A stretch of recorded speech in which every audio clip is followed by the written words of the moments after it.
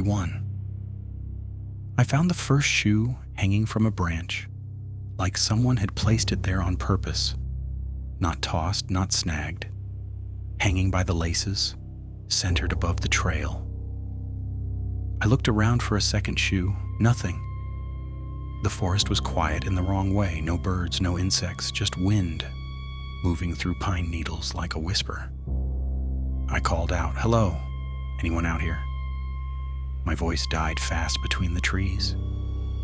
I kept walking because turning back felt stupid. I was only meant to be out for an hour. 5 minutes later, I saw the second shoe on the trail. Toe pointed toward me like an arrow. Beside it were footprints, bare footprints. Too long, too narrow, too deep. I stepped around them and hurried forward. Then I smelled it, that thick metallic smell. I followed it without thinking.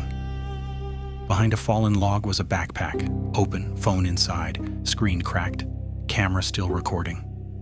I watched 10 seconds, trees shaking, fast breathing, a voice whispering, "Please, stop." Then a dragging sound, a wet thud. The recording ended. I backed away. That is when I noticed the marks on the trees. Handprints, dark handprints smeared high on the trunks. I ran. Behind me, something moved through the brush, matching my speed. Branches snapped near my ears. Then a soft voice behind me. "You dropped your shoe." I never went back, because the voice came from right behind my footsteps. Story 2. The map on my phone kept spinning. One moment north, next moment south. Then I noticed the trail markers were wrong.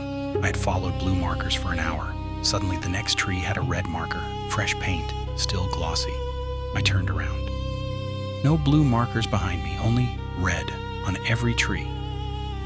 I walked faster. The woods got darker. The air turned cold and damp.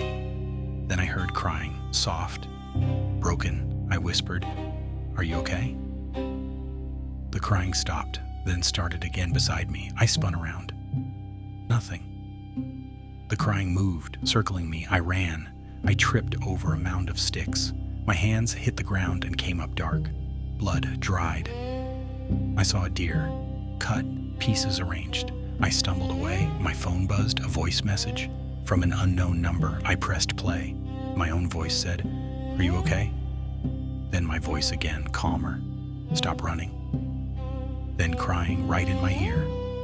I threw the phone and sprinted. I found the road at sunrise. Later, my map history showed a perfect circle. I had never left the same patch of woods. To story 3, my friend Mason went missing first. We were camping deep in the forest. At midnight, he said he needed to pee and walked into the trees. He never came back. We called his name. We searched with headlamps. We found his flashlight in a puddle, still on, pointing at a tree. On the bark was a fresh mark, like something had struck it repeatedly. Dark drops led away. We followed them. Ahead, something hung between two trees. Mason's sleeping bag, zipped closed, swaying.